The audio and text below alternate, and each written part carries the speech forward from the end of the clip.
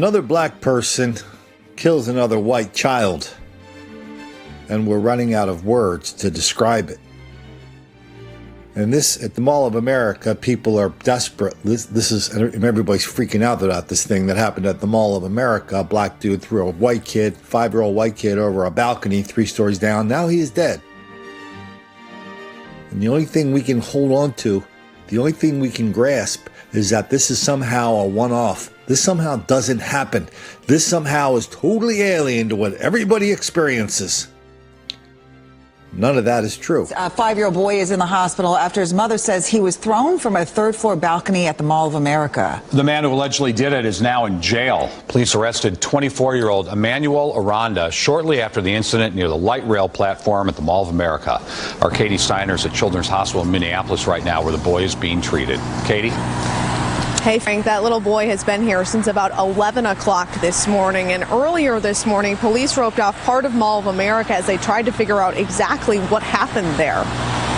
Brian Johnson was just walking into the Mall of America when people started running. I didn't know what was going on. As I got closer, I saw that there was a small child on the ground, and he was having CPR performed on him. Police say that witnesses told them a man pushed or threw a 5-year-old boy off a 3rd-floor balcony on the southeast side of the mall.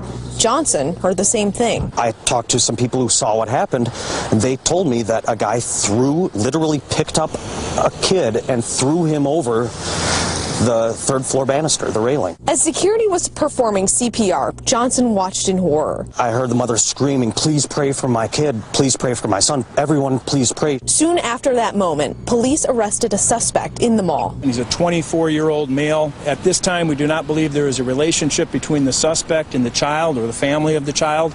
As soon as I heard this Mall of America story, I thought, well, yeah, I can think of a bunch of examples where this has happened and we've written and documented it. I'm thinking of the guy out in Versailles, Kentucky, a little place out in the middle of nowhere where people are supposed to be safe until this clown went into a family's house, walked up the stairs, and killed the 5-year-old white child. Okay, then the father saw what you were doing? Correct. And got angry? Yes, sir. Do you understand why? Yes, sir. Okay. What do you think should happen to somebody that's got a child in the head? They should go to jail. Okay. What about if that child died? They should get the chair, or not chair. They should get something that's a gunshot, not a gunshot. They should get punished. Okay. Well, I'm going to tell you something. The child that you stabbed tonight is dead.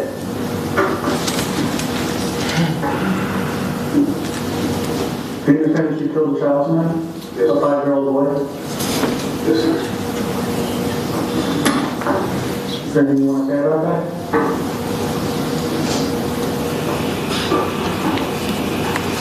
What are you thinking right now? Pain. You're thinking of pain?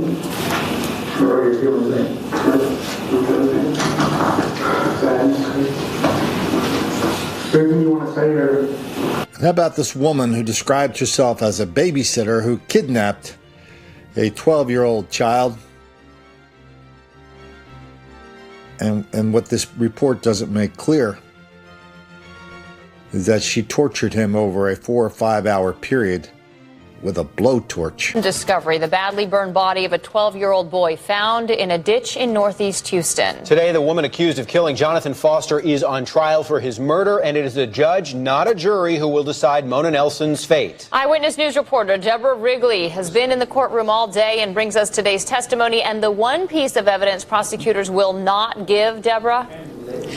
That's right, Alona, and what we are talking about in this case is motive. None was given by the state in its opening statements this morning. It's not necessarily in a trial, but it still leaves the mystery of Jonathan Foster's death unanswered.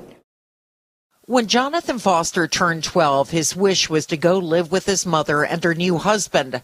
A month after coming to Houston in 2010, he was kidnapped, murdered, his burned body dumped in a ditch, and the prosecution says it was Mona Nelson who killed him on Christmas Eve. We had the defendant taking Jonathan, and between 2:15 and 6:08, she killed him. Nelson conceded in the past that she dumped the contents of a garbage can from her truck into a drainage ditch, but she says she did it at the request of the boy's stepfather. Inside was the body of the boy wrapped in carpet. Nelson is pleading not guilty to the capital murder charge. Because she dumped the trash can, she must have killed him. It's a bandwagon case. I ask the court to please look at each issue that we bring forth with each witness. The first witness, Jonathan's mother, Angela Davis, heart-wrenching testimony in which she spoke of a phone call she received at work on Christmas Eve. A manager said it was from her babysitter, but Jonathan didn't have one. She called. A strange woman answered, she says. She could hear her son in the background, and then the line went dead. When she returned to the duplex where she and Jonathan were staying with a friend, no one was home. Davis: I ran up and down the street, banging on doors, standing in the parking lot, hollering my son's name. 4 days later, her fears were realized when she was told her son's body had been found. Davis: all I could do was scream. There's a lot I don't remember about that day. Anybody remember that story from the playground?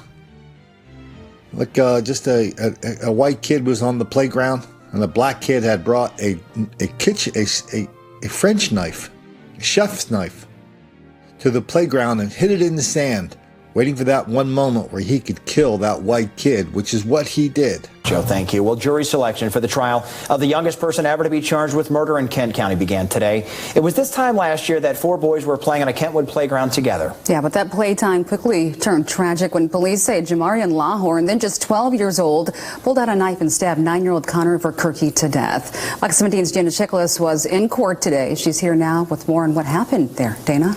Right, Janice and Derek, jury selection wrapped up earlier today, and we'll be hearing opening statements tomorrow morning in court. The judge also stated that no media is allowed at this point to show the face of 13-year-old Lawhorn while he's in court, despite the fact that since Lawhorn is being tried as an adult, all media outlets have been showing his picture for months now. But with the first day of trial set for tomorrow, I want to outline a kind of timeline of the tragedy, one that looks like it may have been stewing for years.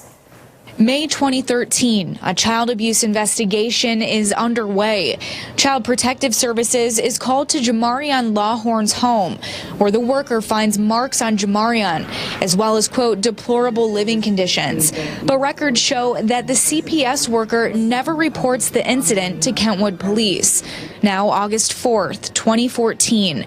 It's the final weeks of summer near the Pinebrook Village mobile home park in Kentwood. 9-year-old Connor Verkerke is playing with his 7-year-old brother, another young boy, and 12-year-old Jamarian, whom Verkerke just met. Court documents show in 20 minutes, play turns tragic. Connor tries climbing the slide and falls when Jamarian attacks, stabbing Connor multiple times. Connor's 7-year-old brother carries his dying brother to their parents, trying to get help, but Connor dies shortly after. Meanwhile, Jamarian calls 911, telling dispatch he stabbed someone, asking to be picked up. Later at the hospital, Jamarian confesses to police that he took prescription pills and a knife from home, saying he wanted to stab someone because he wants to die. 1 month later, we speak with Connor's parents.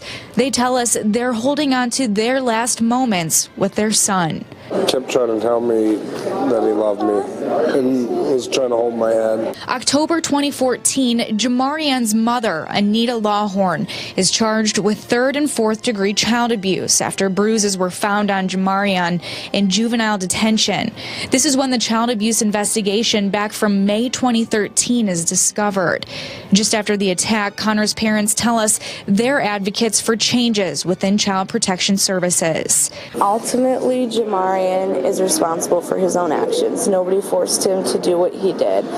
It just hurts to know that a year before it even happened, something could have been done to maybe save him as well. April 2015, 2 psychologists evaluate Jamarian. One for the defense says he is not competent to stand trial, while the prosecution psychologist says he is. March 2015. Anita Lawhorn is back behind bars, this time on felony welfare fraud charges. Now August 2015, Jamarian's father, Bernard Harold, pleads guilty to a reduced charge of child abuse, and a habitual offender charge is dropped. And so at this point, regarding those child abuse charges against the parents, Jamarion's father, he's going to be sentenced in September. His mother, again, still awaiting trial herself at this point. Boy, this is a high-profile trial. Opening statements start tomorrow, and it's not about proving that Jamarion actually stabbed Connor because he's already confessed to that killing, right? Right. Multiple times to police later the day that it happened, you know, at the hospital, like we just heard. So at this point, the prosecutor tells me it's not a question of the facts behind the killing of 9-year-old Connor Verkerke. At this point, they say it's really going to be an analysis and arguing the sanity or insanity of Jamarion Lawhorn. So again, it's expected to run through the end of this week, this trial. So many layers, so sad either way. Yeah, so tragic in every way you look at it. Yeah. And this just goes on and on. Anybody remember Kansas City? Little white kid, 13-year-old, walking down the street. A couple of the fellas see him. They douse him with gasoline, set him on fire. They said, that's what you get for being white. Please, sir. I want some more. And these stories go on and on and on and on. And everybody asks, like the guy in Minneapolis just asked, what could cause this? What's the motive? Motive is hard to figure out. Patterns are not. But they both give us the exact same information that we're seeking. Is there some kind of really weird black on white hostility in this country that's leading to so much seemingly inexplicable violence?